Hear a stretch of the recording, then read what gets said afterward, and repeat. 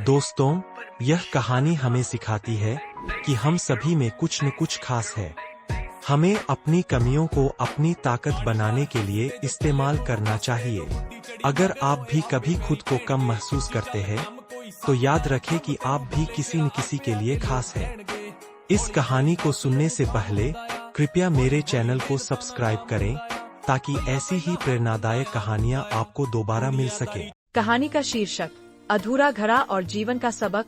कहानी। एक गांव में एक पानी भरने वाला व्यक्ति था जिसके पास 2 बड़े घड़े थे।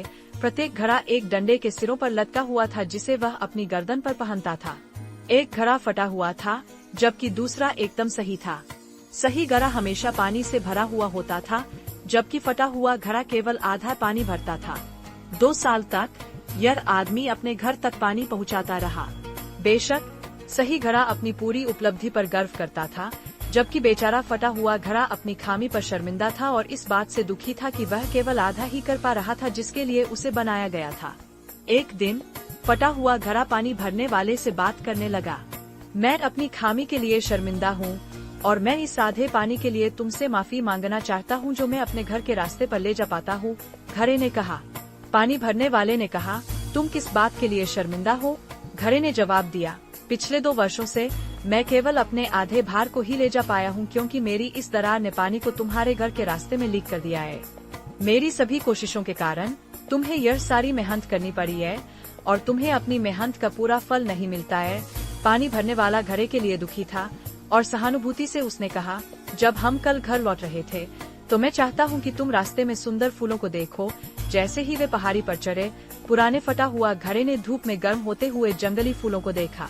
इसने उसे थोड़ा खुश कर दिया, लेकिन दिन के अंत में वह अभी भी दुखी महसूस कर रहा था, क्योंकि उसने एक बार फिर से आधा पानी खो दिया था और उसने पानी भरने वाले से माफी मांगी। पानी भरने वाले ने घड़े से कहा, क्या तुमने रास्ते में केवल तुम्हारी तरफ फूल देखे हैं? मैंने तुम्हारे रास्ते के किनारे फूल के बीज बोए थे और हर दिन जब हम वापस आते तो तुमने उन्हें पानी दिया। 2 साल तक मैं इन खूबसूरत फूलों को अपनी मेज पर रख सका। तुम्हारी वजह से मैं अपनी पत्नी के लिए भी खूबसूरत फूल चुन सका।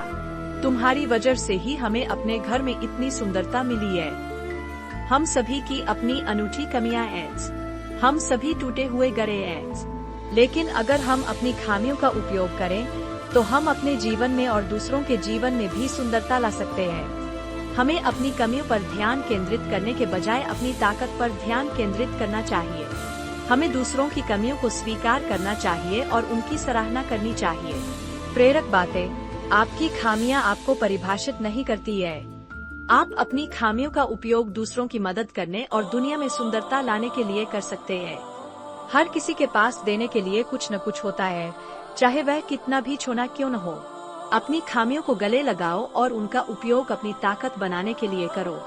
दोस्तों, अगर यह कहानी आपको पसंद आई और आपने इससे कुछ सीखा, तो कृपया इसे अपने दोस्तों के साथ साझा करें और हमारे चैनल को सब्सक्राइब करना न भूलें।